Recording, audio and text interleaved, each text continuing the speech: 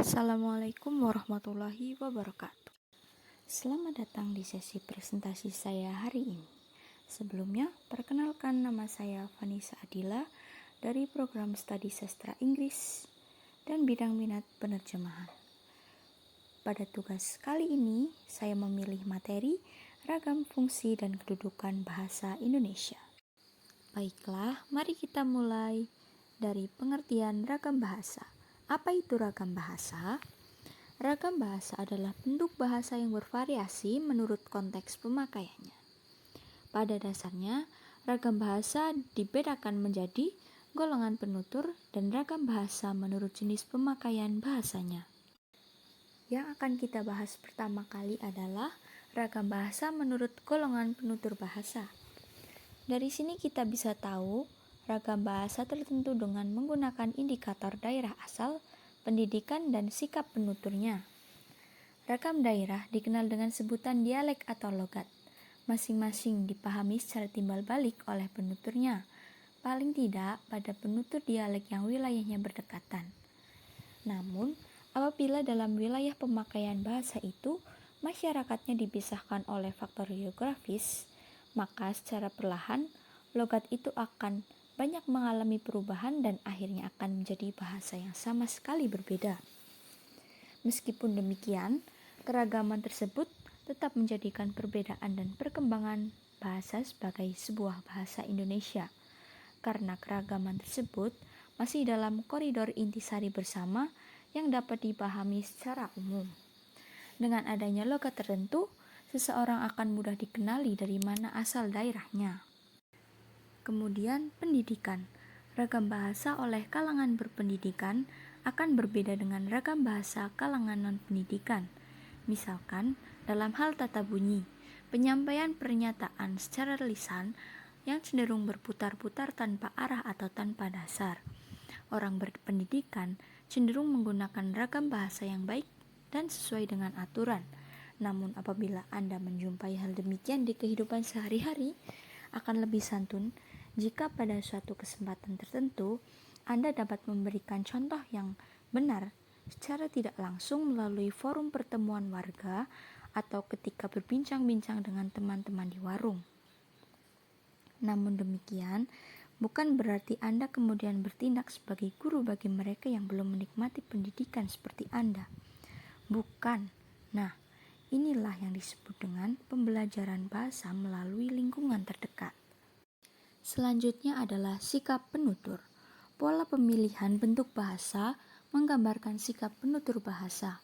Faktor yang mempengaruhinya adalah umur, kedudukan, tingkat keakraban, materi yang dibicarakan, serta tujuan berkomunikasi.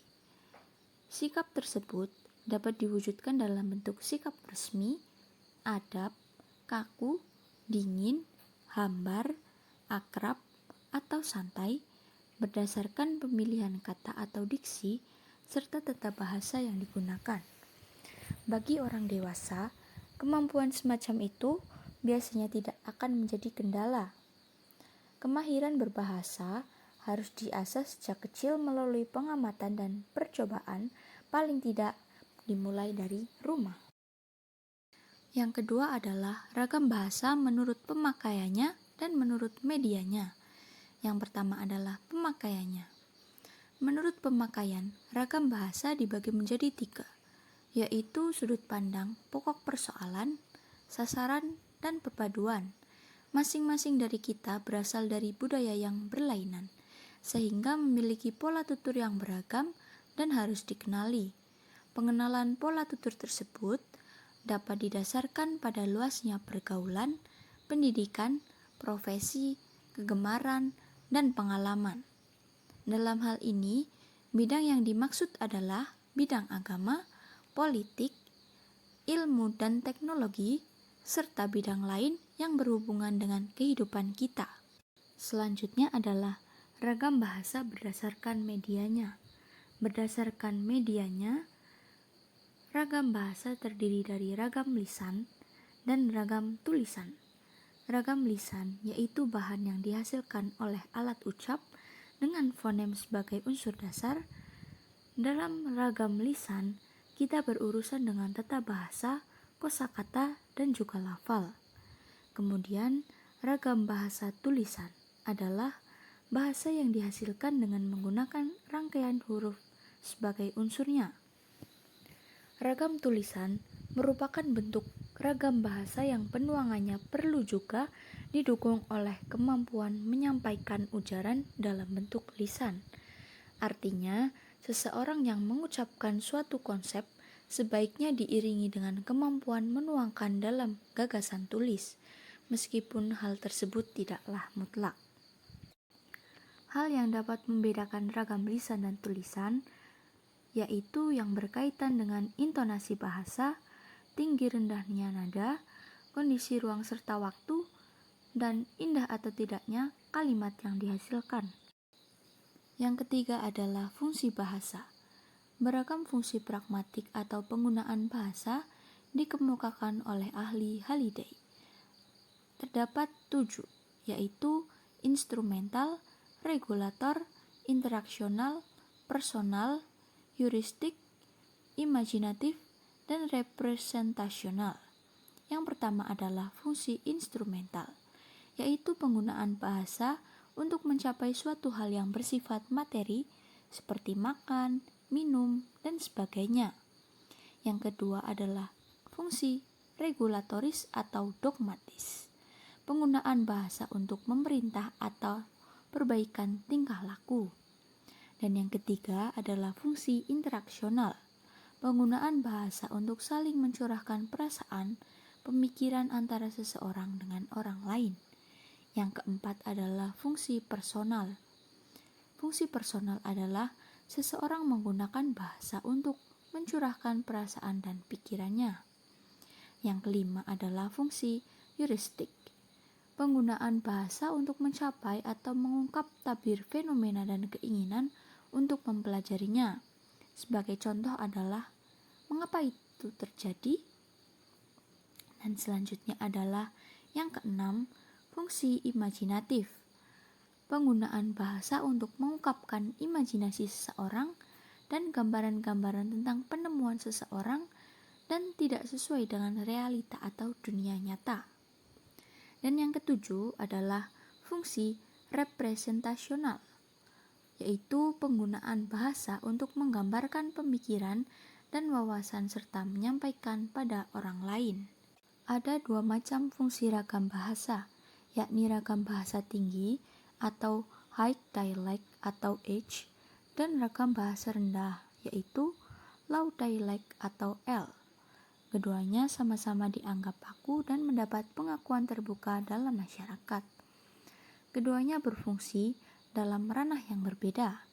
Ragam rendah diperoleh secara natural melalui bahasa ibu, berfungsi untuk percakapan yang dapat menimbulkan suasana akrab, santai, dan kekeluargaan.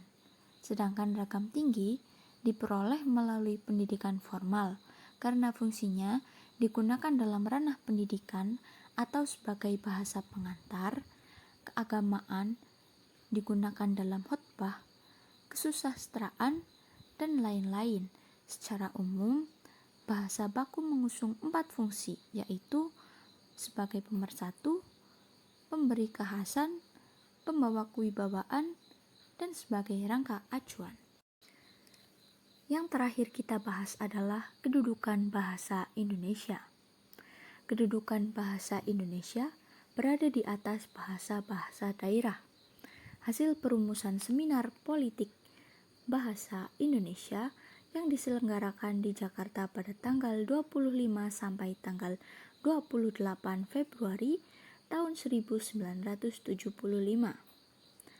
Bahasa Indonesia memiliki kedudukan sebagai bahasa nasional dan sebagai bahasa negara. Kedudukan bahasa Indonesia sebagai bahasa nasional dimiliki sejak dikeluarkannya Sumpah Pemuda pada tanggal 28 Oktober tahun 1928.